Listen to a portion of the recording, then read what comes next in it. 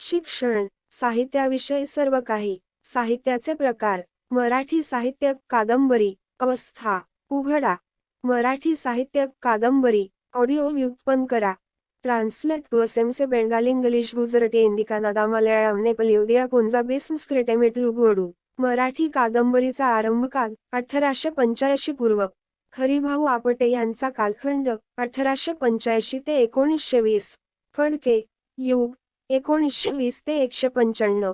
कादंबरी ला आज एक प्रधान वाङ्मयप्रकार म्हणून जागतिक मान्यता व लोकप्रियता लाभलेली असली तरी तिचा विकास प्रथमतः पाश्चात्य देशांमध्येच झाला.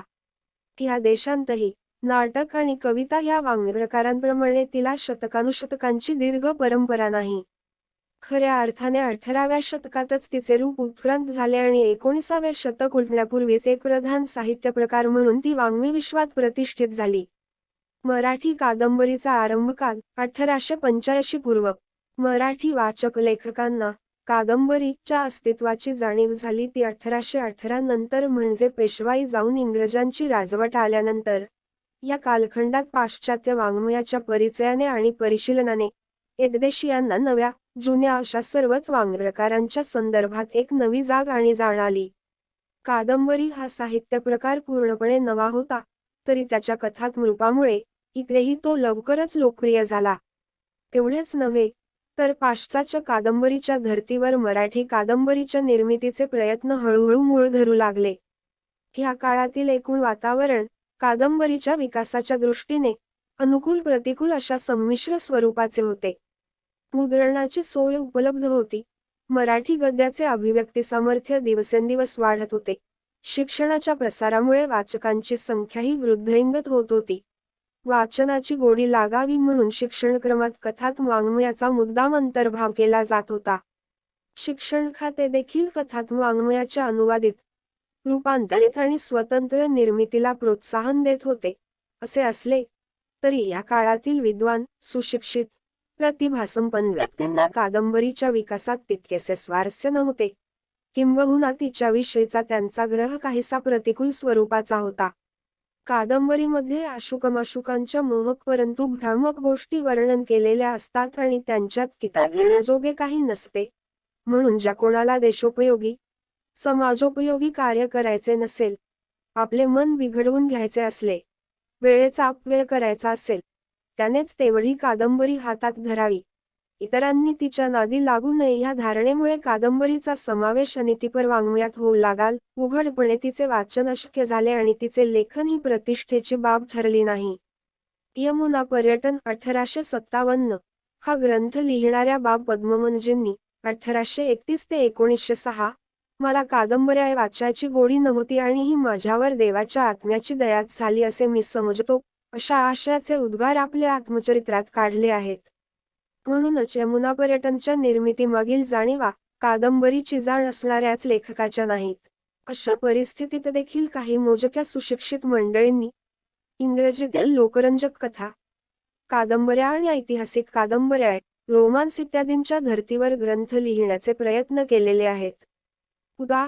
रामचंद्र भिकाजी गुंजेकर मोचनगड 1871, विनायक कोंडदेव ओक 1840 ते 1914, शिरस्तेदार 1881, द्वा. ना.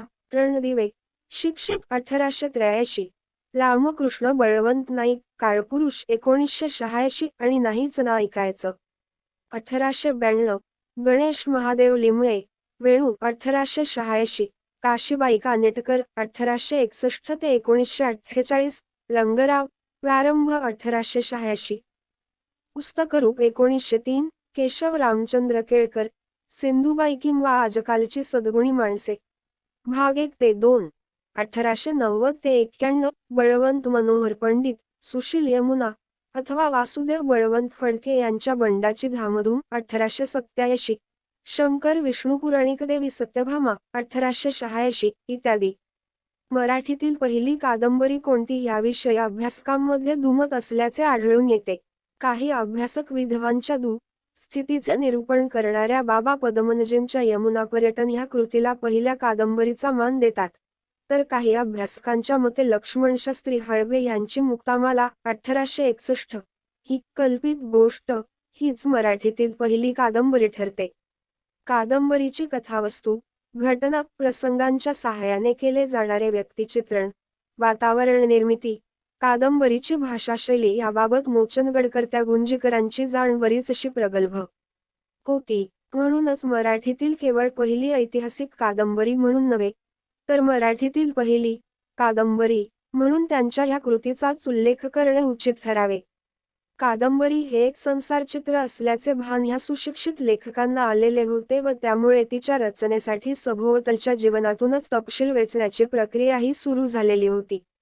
परंतु कादंबरीच्या रचनातत्वांचे, अन्य साहित्य प्रकारांहून असणाऱ्याच तिच्या वेगळ्या प्रकृतीचे यथायोग्य आकलन न होऊ शकल्यामुळे त्यांच्या लेखनकृती प्रभावहीन निपजल्या.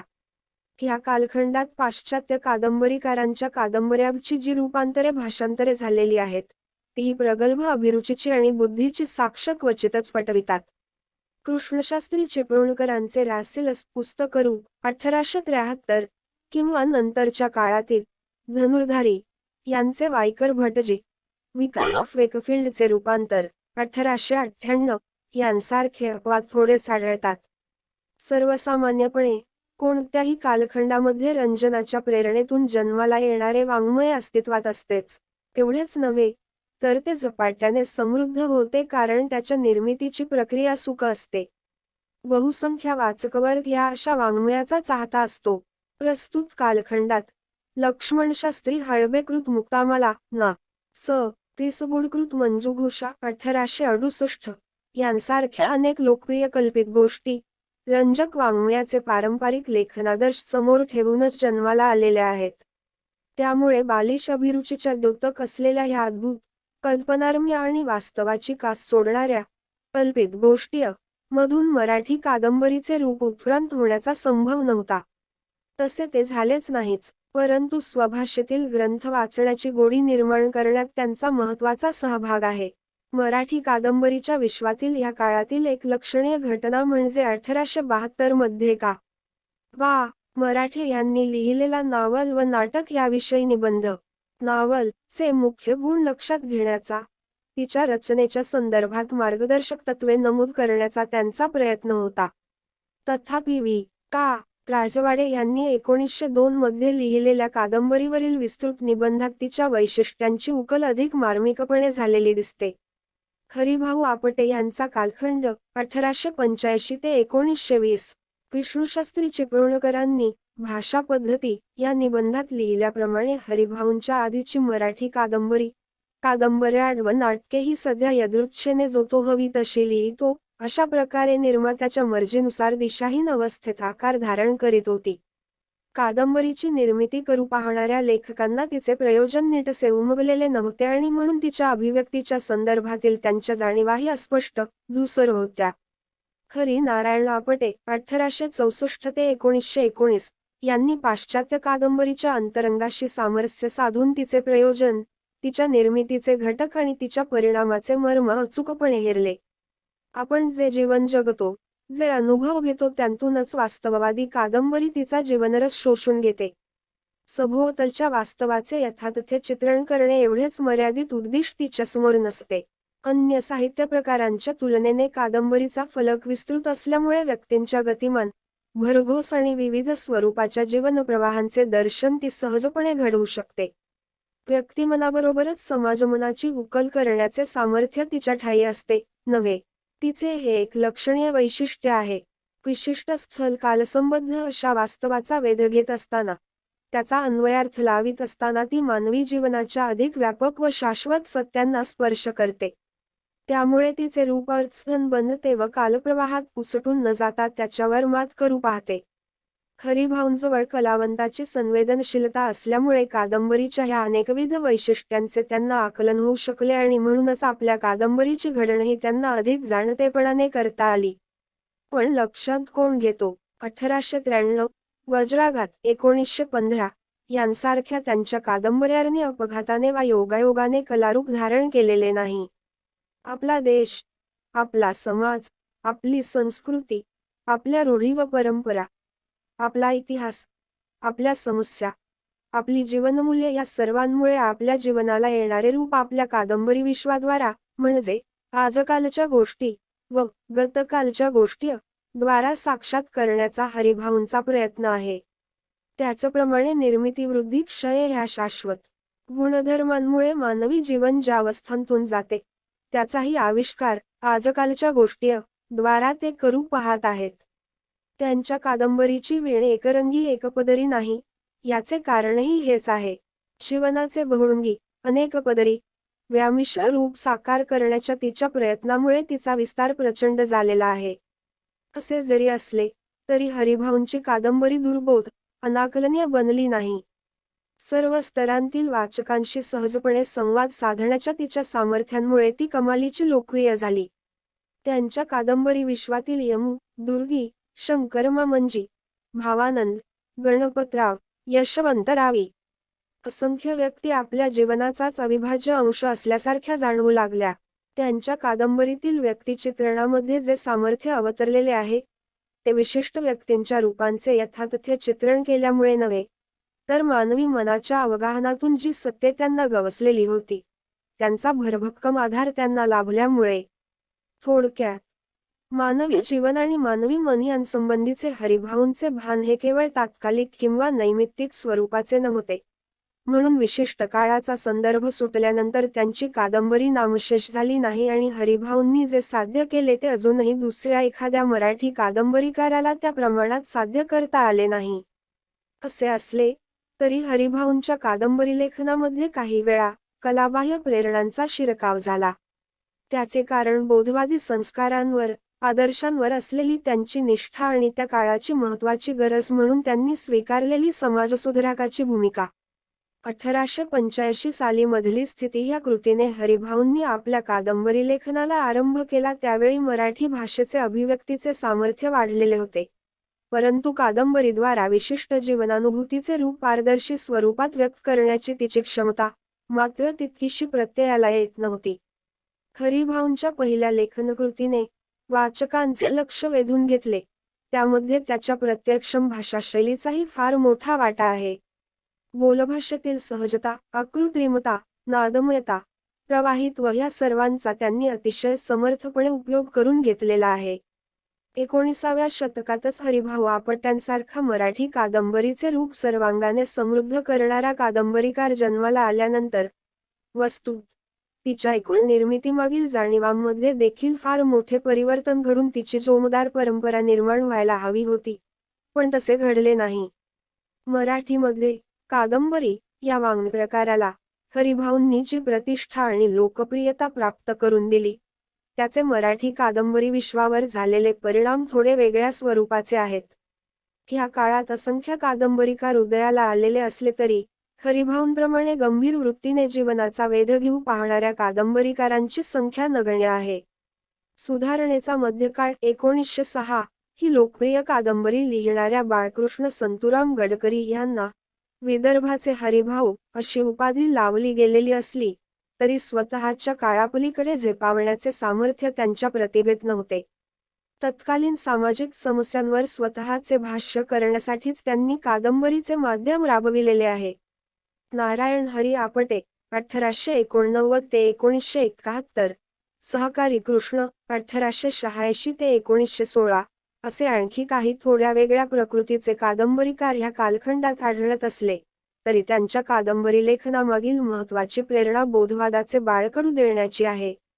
नाथमाधवांची 1882 ते 1928, डॉक्टर ही 3 भागांतील कादंबरी 1918, 1919, 1920 या काळात अतिशय लोकप्रिय झाली, कारण डॉक्टर झालेल्या एका सुशिक्षित स्त्रीने एका अल्पशिक्षित शेतकरी तरुणाशी विवाह केला आणि आर्यपतिव्रतेला साजेशा निष्ठेने त्याच्या सर्व उणीवांकडे डोळेझाक करून त्यांचा संसार सुखाचा केला. हे चित्र जितके कल्पनारम्य तितकेच आदर्श होते. हरिभाऊंनी निर्माण केलेल्या कादंबरीच्या लेखनादर्शापासून दूर जाणारी कादंबरी ह्या काळात वाढली आणि झपाट्याने फोफावली. ती कादंबरी वाचनासाठी उत्सुक बनलेल्या वाचकांच्या कादंबरीविषयक प्रचंड मागणीमुळे गंभीर वृत्तीने लेखन करणाऱ्या लेखकांना वाचकांच्या ह्या मागणीनुसार कादंबऱ्याचा पुरवठा करणे शक्यच नव्हते. त्यासाठी एक वेगळी यंत्रणा अस्तित्वात आली. विविध वाङ्मयीन नियतकालिकांतून हप्ताहप्ताने कादंबरी देण्याची प्रथा तर सुरूच होती, ती पुढेही बरीच वर्षे चालू राहिली. पण त्याशिवाय या काळात अनेक व्यावसायिक स्वरूपाच्या ग्रंथमाला, पुस्तकमाला वा कादंबरीमाला जन्माला आल्या. त्यांचा उदय हे या काळाचे एक महत्त्वाचे वैशिष्ट्य आहे. काही मालांची नावे अशी: एक पोतदारांची मनोरंजक व नीतिपर पुस्तकमाला, आरंभ 1881, सहविचारिणी सभेची ग्रंथमाला 1893, कादंबरी संग्रह पुस्तकमाला 1896, सुरस ग्रंथमाला 1914 इत्यादी. नियतकालिकांप्रमाणे ह्या मालांचे वर्गणीदार असत आणि त्यांना किती मुदतीत किती आणि कोणत्या स्वरूपाच्या कादंबऱ्या पुरवल्या जातील हे मालांचे चालक आगाऊ जाहीर करीत. वर्गणीदारांना आकर्षित करण्यासाठी त्यांच्यात जोरदार स्पर्धा चालत असे. अशा परिस्थितीत स्वाभाविकपणेच ह्या मालांनी कादंबऱ्यांच्या संख्येत खूप भर घातलेली असली तरी त्यांच्या निर्मितीमागील प्रेरणा बाजारी व यांत्रिक स्वरूपाच्या बनल्या आणि म्हणून कादंबरीतील हरिभावनिर्मित चैतन्यही लुप्त झाले. ह्या मालांनी प्रकाशित केलेल्या कादंबऱ्यामध्ये स्वतंत्र, अनुवादित, भाषांतरित, रूपांतरित, आधारित अशा सर्वच प्रकारच्या कादंबऱ्याचा समावेश आहे. परभाषांमधील कादंबऱ्यांमध्ये इंग्रजी व बंगाली भाषेतील कादंबऱ्याकडे लेखकांनी अधिक धाव घेतलेली दिसते.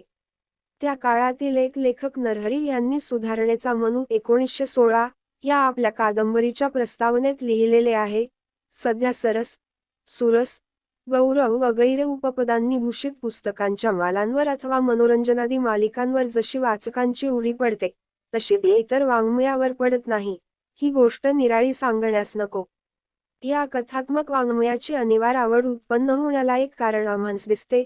ते प्रणय, प्रेम अथवा अनुराग ह्या गोंडस नावाखाली दिल्या जाणाऱ्या आशुकमाशुकांच्या गोष्टी हे होय. कादंबरी म्हणजे आशुकमाशुकांची गोष्ट नव्हे, हा भ्रम हरिभाऊंच्या कादंबरीने दूर केला, तरी त्यांच्याच काळात पुन्हा तो रूढ झाला. कारण रंजक कादंबरीचे लेखनादर्श कोणत्याही काळात फारसे बदलत नाहीत. तरुण, सुंदर नायक, नायिका, त्यांचे परस्परांवरील स्वर्गीय प्रेम, त्यात दैवदुर्विलासामुळे किंवा खल व्यक्तींच्या कारस्थानांमुळे निर्माण होणारे अडथळे, शेवटी प्रेमसाफल्य किंवा प्रेमभंग, चित्तवेधक, चटकदार, हृदयंगम कादंबरीचा सांगाडा होता. वाचकांच्या मनाची पकड घेणारा, त्यांचे स्वप्नरंजन करणारा अन्य तपशील त्यात भरला जाऊन कल्पनारम्य प्रकृतीची कादंबरी सहजपणे निर्माण होई.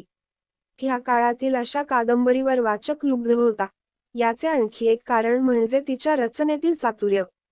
ह्या चातुर्यामुळे खऱ्या अस्सल जीवनानुभूतीतून स्फुरलेली कादंबरी आणि ही कल्पनारम्य कादंबरी ह्यांत सकृतदर्शनी कोणताही फरक जाणत्या सुबुद्ध वाचकांनाही जाणवत नसे. त्यामुळे कादंबरीच्या मूल्यमापनात देखील बरेच घोटाळे निर्माण झाले. पुढे मराठी कादंबरीच्या विकासातील एक महत्त्वाचा टप्पा म्हणून नारायण सीताराम फडके 1894 ते 1978 यांचा निर्देश होऊ लागला. तो ह्याच घोटाळ्यामुळे. कादंबरीच्या हुकमी निर्मितीसाठी तिचे रचनातंत्र देखील तितकेच हुकमी असावे लागते, त्यावर लेखकाची पूर्ण पकड असावी लागते. ह्या काळात मागणी तसा पुरवठा या न्यायाने कादंबऱ्या लिहिणाऱ्या लेखकांनी नेमके हेच केले. म्हणूनच कादंबरीचा आशय कोणताही असला तरी तिचे रचनातंत्र सहसा बदलत नसे.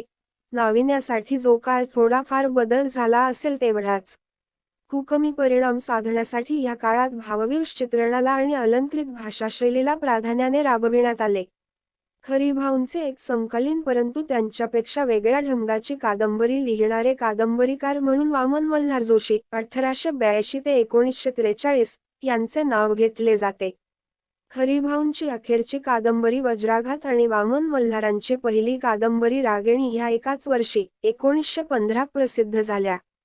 हरिभाऊंप्रमाणे वामन मल्हारांचा पिंड संवेदनशील कलावंताचा नव्हता.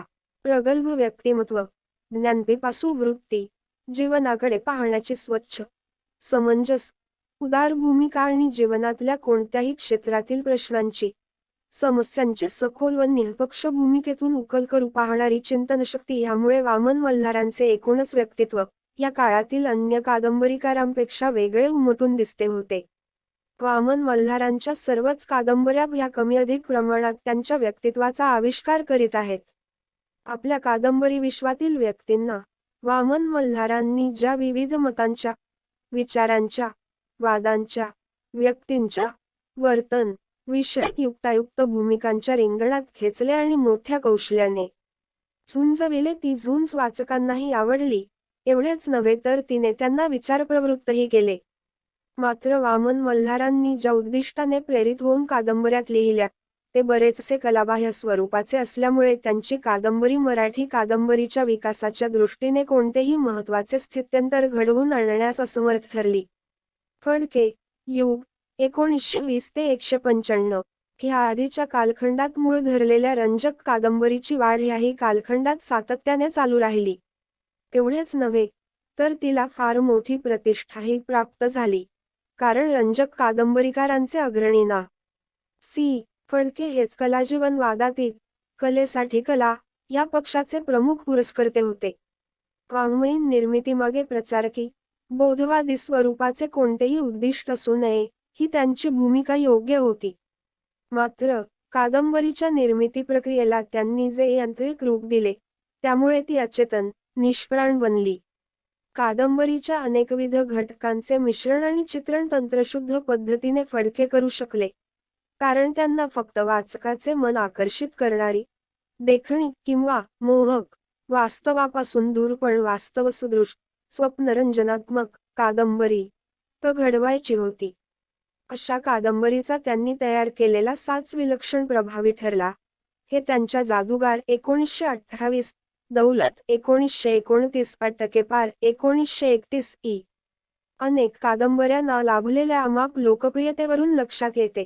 कलेसाठी कला ही भूमिका घेताना, ज्या कुशल कारागिरीसाठी कथानकाची रचना, घटना, प्रसंग, व्यक्तिचित्रण, संवादलेखन, वातावरण निर्मिती, भाषाशैली इ. त्यांचे कादंबरी वाङ्मय वाखाणले जात होते, त्याच कारागिरीला ते कलेची प्रतिष्ठा देऊ पाहत होते. ह्या कालखंडामध्ये फडक्यांनी निर्माण केलेल्या लेखन संकेतांचा मोह झुगारून देणे, श्रीधर व्यंकटेश केतकर 1884 ते 1937, मालिताबाई बेडेकर, विभावरी शिरूरकर 1905 यांसारखे काही मोजके अपवाद वजा जाता. अन्य कादंबरीकारांना फारसे जमले नाही आणि म्हणून एकूण मराठी कादंबरीलाही तांत्रिक चौकटीच्या दडपणातून मुक्त होऊन बनावट, कृत्रिम, निष्प्राण रूपाचा लवकर त्याग करता आला नाही. पहिले महायुद्ध, 1917 मध्ये रशियात झालेली साम्यवादी क्रांती व त्यामुळे मार्क्सवादी विचारसरणीचा वाढू लागलेला प्रभाव, फ्रॉइड व अन्य मानसशास्त्रज्ञांनी व्यक्तिमनाचे केलेले सखोल संशोधन, गांधीवाद इत्यादींमुळे या कालखंडातील मराठी कादंबरीच्या अनुभवक्षेत्रात मात्र काही महत्त्वाची स्थित्यंतरे घडली. मार्क्सवादाच्या प्रभावामुळे श्रमजीवी कामगार व दलित वर्गाचे जीवन चित्रित होऊ लागले. नारायण विनायक कुलकर्णी, कृत मजूर, 1925. आर्थिक विषमतेमुळे अस्तित्वात आलेली वर्गीय समाजरचना व ती उन्मळून टाकण्यासाठी आवश्यक असणारी क्रांती, यांचे स्वरूप विशद केले जाऊ लागले. पु. य. देशपांडे, नवे जग, 1941. गरीब श्रीमंतांमधील संघर्षाला उठाव मिळू लागला. वि. स. खांडेकर, दोन ध्रुव, 1934. जातीयतेच्या खुळ्या समस्येचा वेध घेतला जाऊ लागला. ग. त्र्यय. माडखोलकर, चंदनवाडी, 1943. कोणत्याही गुलामगिरीविरुद्धच्या बंडाचे पडसाद उमटू लागले. वि. वा. हडप गोदाराणी, 1947. पुरुषाप्रमाणेच स्त्रीच्या स्वतंत्र व्यक्तिमत्वाची दखल घेतली जाऊ लागली. कुमुदिनी प्रभावळकर, कुस्कुरलेलं हृदय, 1938. त्याचप्रमाणे विशिष्ट सामाजिक परिस्थितीमुळे व्यक्तित्व विकासावर पडणाऱ्या मर्यादांचे दर्शन घडविले जाऊ लागले. ग. त्र्यय. माडखोलकर, मंगलेले देऊळ, 1934. मनोविश्लेषणात्मक पद्धतीने व्यक्तिमनाची गुंतागुंत, त्याचे पापुद्रे उकलण्याचे प्रयत्न होऊ लागले. व्यक्तीच्या मनात दडल्या दडपलेल्या वासना, विचारांचा मोकळेपणाने वाव मिळू लागला.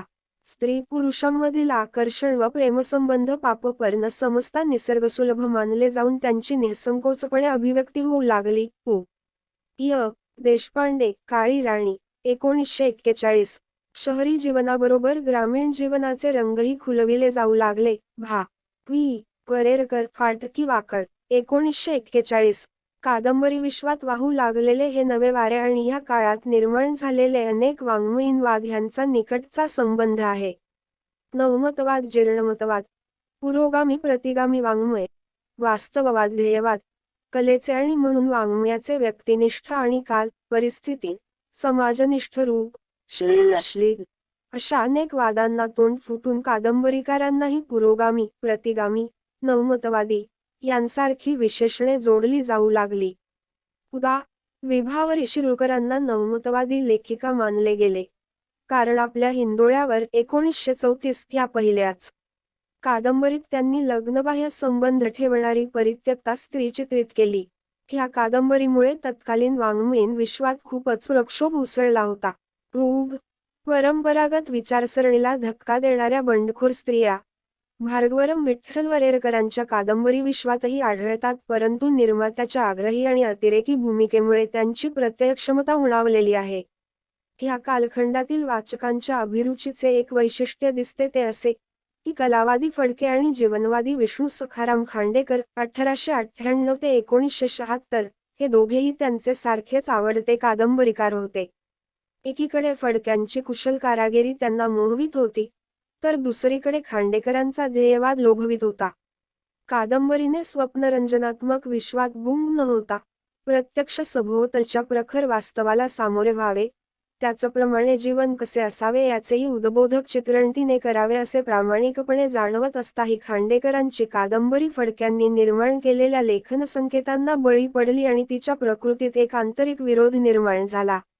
आर्थिक विषमता, दारिद्र्य, गरीब, श्रीमंत संघर्ष, कामगार वर्गींचे जीवन या सर्वांना त्यांच्या कादंबरी विश्वात मिळालेले स्थान कलादृष्ट्या उपरे जाणवू लागले. याशिवाय कल्पनात्मक कृती, कोटीबाजपणा, अलंकारप्रियता, सुभाषित वजा वाक्यांची बेसुमार पखरण यांच्यामुळे त्यांच्या कादंबरीच्या लोकप्रियतेत भर पडली तरी तिचे रूप अधिकच अवास्तव बनले. फडके खांडेकरांच्या कादंबरीने नवोदित लेखकांवर जे संस्कार केले, त्यामुळे फडके खांडेकरी पद्धतीच्या लेखनाची एक परंपराच निर्माण झाली. फडके खांडेकराप्रमाणे ज्यांच्या कादंबरीने ह्या कालखंडावर आपला प्रभाव पाडला, असे आणखी एक कादंबरीकार म्हणजे गजानन त्र्यंबक माडखोलकर. माडखोलकरांची कादंबरी मुख्यत्वे एक पत्रकार म्हणून त्यांना आलेल्या अनुभवांवरच पोसलेली आहे. त्यामुळे स्वाभाविकपणेच चालू राजकारणाचा तपशील तित बऱ्याच प्रमाणात अवतरलेला आहे. मुखवटे 1940 सारख्या एखाद्या कादंबरीचा थोडाफार अपवाद वजा जात, बहुतांश कादंबऱ्यातील तपशील इतिहासाच्या पातळीवर आहे. फडके खांडेकरांप्रमाणे माडखोलकरांना देखील स्वप्नरंजनाचे वावडे नाही, परंतु माडखोलकरांच्या कादंबरी विश्वातील व्यक्तिरेखा अगदीच कणाहीन नाहीत. य. देशपांडे 1899 यांच्या बंधनाच्या पलीकडे 1927 झेपावणाऱ्या पहिल्याच कादंबरीने वाङ्मयीन क्षेत्रात खूप खळबळ माजली. साम्यवादी संस्कारांच्या संदर्भात त्यांची कादंबरी फारशी वेगळी जाणवत नसली, तरी तिचे दुसरे एक वेगळेपण आहे. य. ची चिंतनशक्ती सभोवतालच्या वास्तवाचा अन्वयार्थ लावित असतानाच विश्वाच्या अनाकलनीय बुडगोड्याकडे वळते. त्यामुळे त्यांच्या कादंबरीतील व्यक्तिरेखाही कधी मानवी पातळीवर, तर कधी प्रतिकात्मक रूपे धारण करून मानवी पातळीवर हेलकावत असतात. ह्या कालखंडातील मराठी कादंबरीच्या सर्वसामान्य प्रवृत्ती प्रवाहांपासून श्री. व्य. केतकरांची कादंबरी पूर्णपणे अलिप्त राहिलेली आहे. केतकरांचे व्यक्तित्व मूलतः एका समाजशास्त्रज्ञाचे व ज्ञानसंग्रहाची अनिवार्य ओढ असणाऱ्या व्यक्तीचे आहे. त्यामुळे त्यांची कादंबरी काही सामाजिक समस्या व प्रश्न उपस्थित करते व मानवी जीवनात त्यांची मुळे कुठे कुठे आणि किती खोलवर रुजलेली गुंतलेली आहेत ह्याची सांगोपांग उकल करते. मात्र ही उकल करताना केतकर मानवी मनाच्या आणि जीवनाच्या व्यवहारांना समाजशास्त्रीय आडाख्यांच्या पलीकडे फारसे जाऊ देत नाहीत. रूढ परंपरागत विचारसरणीवर आघात करणाऱ्या त्यांच्या ब्राह्मणकन्या 1930 या कादंबरीतील कालिंदीने या काळात एक मोठेच वैचारिक वादळ निर्माण केले. प्रगत मानसशास्त्राच्या परिणामामुळे ज्या मनोविश्लेषणप्रधान कादंबऱ्या अस्तित्वात आल्या, त्यात बाळ सीताराम मर्ढेकरांची रात्रीचा दिवस 1942 ही कादंबरी प्रयोग करण्याच्या हेतूनेच लिहिली गेलेली आहे. जन्मल्यापासून मरेपर्यंत प्रत्येक व्यक्तीची जीवनयात्रा म्हणजे एक अखंड, अप्रतिहत मनोव्यापारांनी व त्यांच्या गुंतागुंतीच्या परस्पर संबंधांनी बनलेला संज्ञाप्रवाह असतो. या जाणीवेपोटी मर्ढेकरांनी एका व्यक्तीच्या काही कालातील 3 थरी, सुप्त, जागृत व अर्धजागृत संज्ञाप्रवाहाचे चित्रण करण्याचा प्रयत्न केला. परंतु तो अत्यंत यांत्रिक व म्हणून निर्जीव बनला. मर्ढेकरांपेक्षा वसंत कानेटकरांनी त्यांच्या घर 1951 या कादंबरीत या पद्धतीचा अधिक कलात्मक उपयोग केलेला आहे. ह्या युगामध्ये कादंबरीच्या कलात्मरूपाचा खऱ्या अर्थाने प्रत्यय आणून देणारी एकमेव कादंबरी म्हणजे विश्राम बेडेकरांची 1906 रणांगण 1939. मराठी कादंबरी विश्वात आजही तिचे स्थान अनन्यसाधारण आहे. युद्ध ही मानवी जीवनातील एक तात्कालिक स्वरूपाची घटना, परंतु या घटनेमुळे समग्र जीवनाला मुळापासूनच कसे हादरे बसतात, तडे जातात, याचे अतिशय प्रत्यक्षम दर्शन या कादंबरीद्वारा बेडेकरांनी घडविलेले आहे. 1950 ते 1975 सर्वसामान्यपणे 1950च्या आसपास मराठी कादंबरीच्या निर्मितीमागील प्रेरणांमध्ये पुन्हा काही महत्त्वाचे फेरबदल घडले. श्रीपाद नारायण पेंडसे 1913, व्यंकटेश माडगूळकर 1927, गोपाल नीलकंठ दांडेकर 1916, उद्धव शेळके 1931 असे जे कादंबरीकार ह्या सुमारास उदयाला आले, त्यांच्यासमोर फडके युगातील कादंबरीचे लेखन आदर्श नव्हते. ह्या कादंबरीकारांची व्यक्तित्वे ज्या प्रदेशात घडलेली होती, तो प्रदेश त्यांच्या अनुभवविश्वाचा एक अविभाज्य घटक बनला होता. आपल्या कादंबरीद्वारा ह्या अनुभवविश्वाची प्रामाणिक अभिव्यक्ती करण्याचा प्रयत्न त्यांनी केल्यामुळे विशिष्ट प्रदेश अगदी सहजपणेच त्यांच्या कादंबरी विश्वाचाही घटक बनला आणि श्री ना. पेंडसेकृत हद्दपार 1950, गारंबीचा बापू 1952, व्यंकटेश माडगूळकरांची बनगरवाडी 1955, दांडेकरांची पडघवली 1955 आणि उद्धव शेळक्यांची धग 1960 यांसारख्या कादंबऱ्या जन्माला आल्या.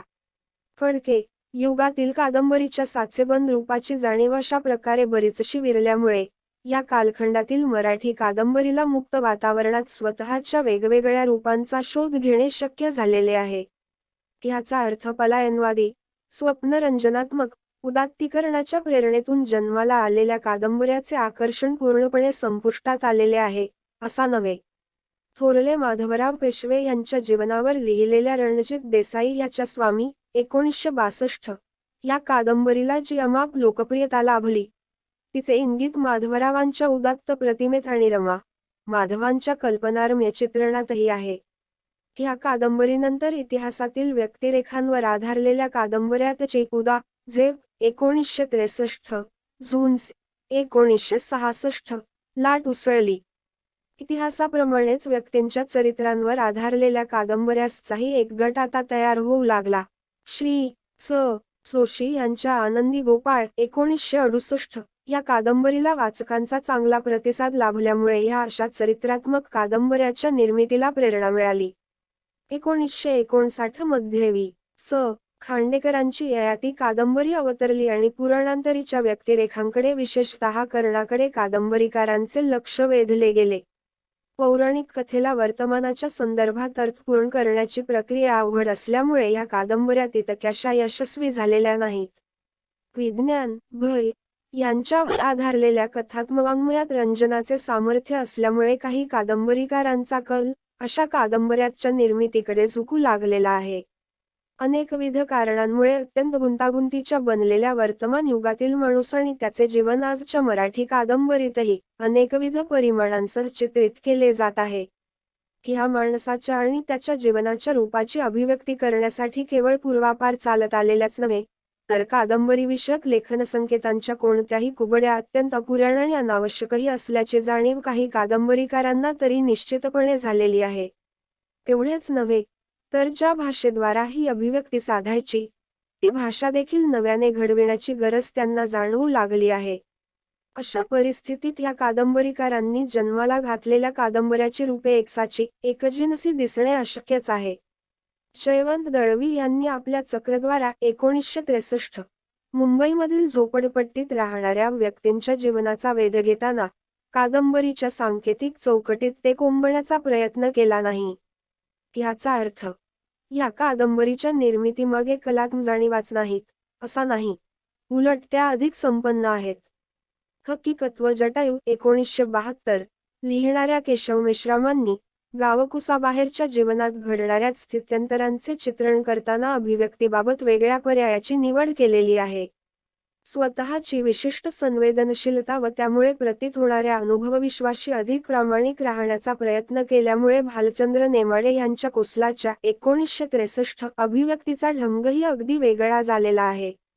या संदर्भात पु. शी. रेगे, सावित्री 1962 चीन.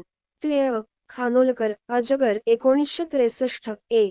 व्ही. जोशी, काळोखाचे अंग 1966 व ख. पिटके शिदोरी 1969 वि. च. बोरकर अनाहत 1970 मनोहर शहाणे, पुत्र 1971 आनंद यादव, गोतावळा 1971 वसंत वरखेडकर, प्रतिनिधी 1971 अरुण साधू, मुंबई दिनांक 1972 किरण नगरकर, 7/43 1974 या व अशा अनेक कादंबऱ्या 6चा निर्देश करता येण्यासारखा आहे. थोडक्यात, वर्तमान युगातील मराठी कादंबरी अनेकविध अंगांनी जीवनाला सामोरी होत असल्यामुळे आणि तिची प्रत्ययक्षमता उणावणाऱ्या साचेबंद लेखनसंकेतांना फाजील महत्त्व देत नसल्यामुळे तिच्या वृत्तीत अधिक प्रयोगशीलता आलेली आहे. मराठी कादंबरीच्या विकासाबाबत साफल्याने विचार करता असे म्हणावे लागते की उत्तुंग प्रतिभेच्या कादंबरीकारांचा अभाव अजूनही तीव्रतेने जाणवतो आहे. पण असे असले तरी, सध्या अत्यंत संवेदनाशील वृत्तीच्या, तीव्र बुद्धिमत्तेच्या, धीटपणे कोणत्याही अनुभवाचे दर्शन घडवू शकणाऱ्या आणि जागतिक पातळीवरील वाङ्मयाच्या क्षेत्रातील विविध प्रवृत्ती, प्रवाहांची जाण असणाऱ्या कादंबरीकारांची संख्या हळूहळू वाढत असल्यामुळे, मराठी कादंबरीचे अधिक मोठी आव्हाने पेलण्याचे सामर्थ्य वृद्धिंगत होत आहे.